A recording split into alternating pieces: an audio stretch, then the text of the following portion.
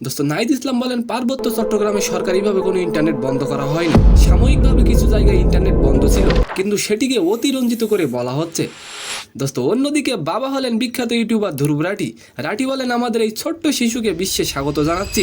কিন্তু রাঠি ছেলের বাবা হলেন নাকি মেয়ের বাবা? সালাম নমস্কার দোস্ত।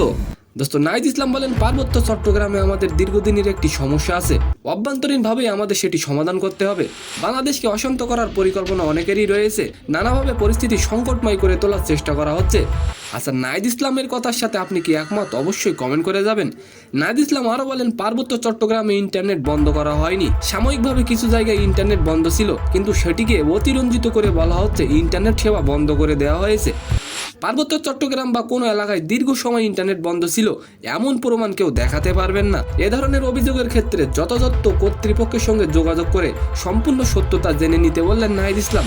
দোস্ত অন্যদিকে ধ্রুব রাঠি তার এক্স হ্যান্ডেলে নিজের বাচ্চার ছবি শেয়ার করে লিখেছেন, welcoming our little baby boy to the world. তার মানে ধ্রুব রাঠি ছেলের বাবা হয়েছে। ব্যক্তিগত জীবনে ধ্রুব রাঠি একজন জার্মান নাগরিক জুলি আলবোরোকে বিয়ে করেছেন। বর্তমানে ধ্রুব রাঠির ইউটিউব ভিডিওগুলো ভীষণভাবে জনপ্রিয়। আর এই ধ্রুব রাঠি নরেন্দ্র মোদীর গদি পর্যন্ত নাড়ি দিয়েছিলেন। তো সম্মানিত দর্শক, আজকের ভিডিওটি কেমন লাগলো অবশ্যই কমেন্ট বক্সে জানাবেন। আর ভিডিওটি যদি ভালো লাগে অবশ্যই একটি লাইক দিয়ে আমাদের চ্যানেলটিকে সাবস্ক্রাইব করে দিবেন। ধন্যবাদ।